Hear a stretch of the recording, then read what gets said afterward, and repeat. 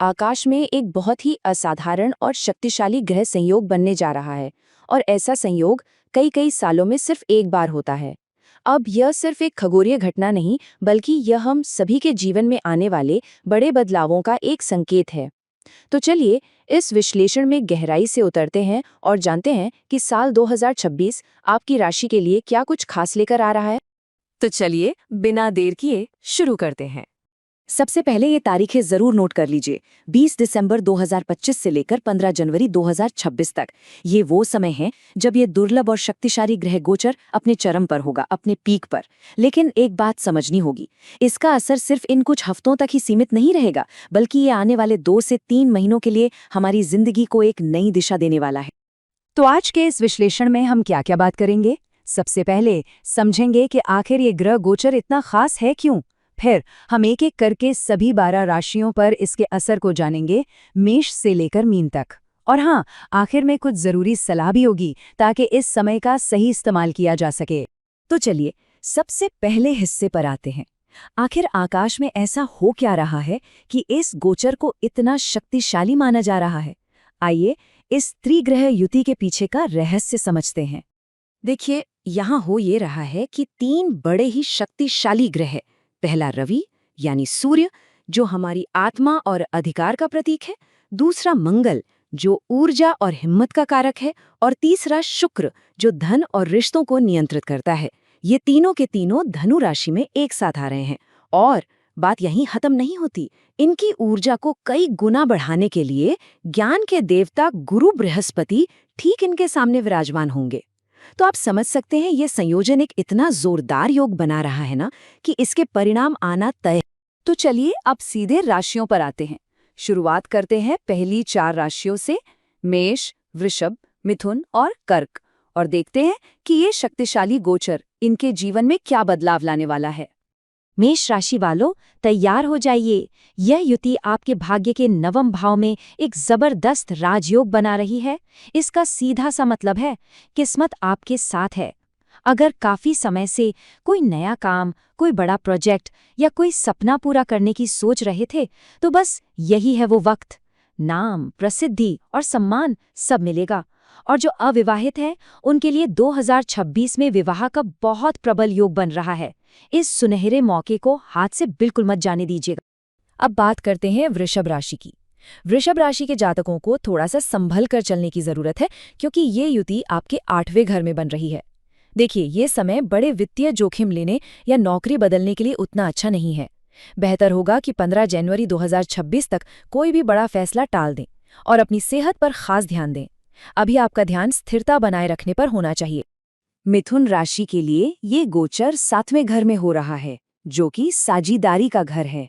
इसका साफ मतलब है कि व्यापार में वृद्धि, नई पार्टनरशिप और पेशेवर सफलता के लिए यह एक शानदार समय है।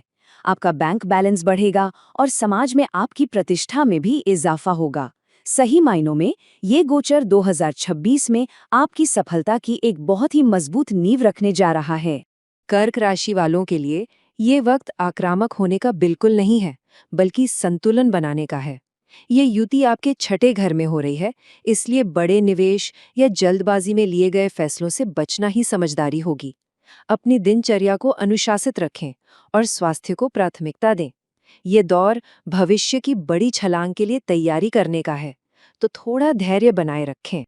चलिए अब आगे बढ़ते हैं अगली 4 राशियों की तरफ। देखते हैं कि सिंह, कन्या, तुला और वृश्चिक राशि के जातकों के लिए ये गोचर क्या कुछ लाया है।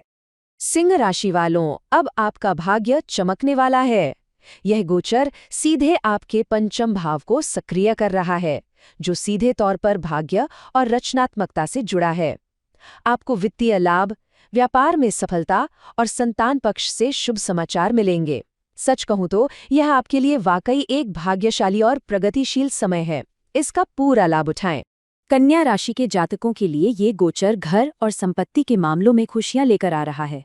चाहे नया घर खरीदना हो या संपत्ति में निवेश करना, समय बहुत अनुकूल है। आपके खर्चे भी सार्थक कामों में होंगे, बेकार नहीं जाएंगे। बस एक छोटा सा ध्यान रखना है अपने पाचन स्वास्थ्य का। और हाँ, आपकी सफलता आपके माता पिता के लिए गर्व का कारण बनेगी। तुला राशि वालों, अब आपके साहस और पराक्रम में वृद्धि होने वाली है। तीसरे घर में ये युति आपको पेशेवर जीवन में आगे बढ़ने की ऊर्जा देगी। व्यापार में विस्तार और लाभ के स्पष्ट संकेत हैं। ग्रहों का इतना मजबूत समर्थन मिल रहा है कि बस आपको सही दिशा में कदम बढ़ाने की जरूरत है। तो तैयारी शुरू कर दीजिए।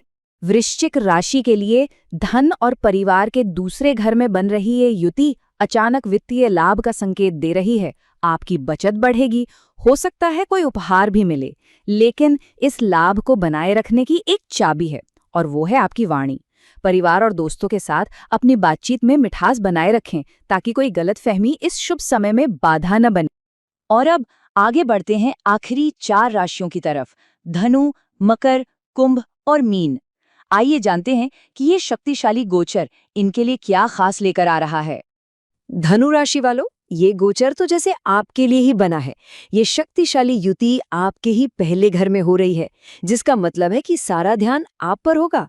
नाम, प्रसिद्धि और एक नई पहचान आपका इंतजार कर रही है। जीवन के बड़े फैसले लेने, व्यापार बढ़ाने या विदेश जाने के लिए इससे उत्तम समय हो ही नहीं सकता। ग्रहों की पूरी ऊर्जा आपके साथ है। मकर राशि के लिए ये गोचर बाहरी दुनिया से ज्यादा आपकी आंतरिक दुनिया पर ध्यान केंद्रित करने का समय है। 12वें घर में यह युति आपको जीवन की एक नई दिशा की योजना बनाने के लिए प्रेरित कर रही है। अभी बड़े कदम उठाने के बजाय भविष्य के लिए रणनीति बनाएं। पारिवारिक मामलों में धैर्य रखें। ये समय तैयारी का है ताकि जब मौका आए तो आप पूरी तरह से तैयार हों। कुंभ राशि वालों के लिए ये गोचर लाभ के 11वें घर में हो रहा है, जिसका सीधा मतलब है मजबूत वित्तीय लाभ। विदेशी स्रोतों से आय और विदेश यात्रा के लिए ये एक असाधारण समय है। कोई भी नया काम शुरू करने पर सफलता मिलेगी। ये इतना अच्छा समय है कि आपके सभी बड़े सपने सच हो सकते हैं। और अंत में मीन राशि। यह युति आपके कर्म यानी करियर के 10वें घर को सक्रिय कर रही है। यह आपके पेशेवर जीवन के लिए एक गेम चेंजर साबित हो सकता है। बड़ी तरक्की, नए अवसर और व्यापार में विस्तार के प्रबल योग हैं। सच कहें तो करियर में आगे बढ़ने के लिए इससे बेहतर समय मिलना मुश्किल है। तो अब जब हमने सभी 12 राशियों पर इस गोचर के प्रभाव को देख लिया है, तो एक बहुत ही महत्वपूर्ण बात को समझना जरूरी है। देखिए, ये जरूर याद रखें कि ये जो सारी जानकारी है, ये एक सामान्य राशि आधारित भविष्यवाणी है। आपके जीवन पर इसका सटीक प्रभाव कैसा होगा, ये हमेशा आपकी व्यक्तिगत जन्म कुंडली पर निर्भर करता है। इसलिए इस जानकारी को एक अंतिम सत्य की तरह न लें, बल्कि एक मार्गदर्शन के रूप में लें जो आपको आने वाले समय के लिए बेहतर तैयारी करने में मदद करे।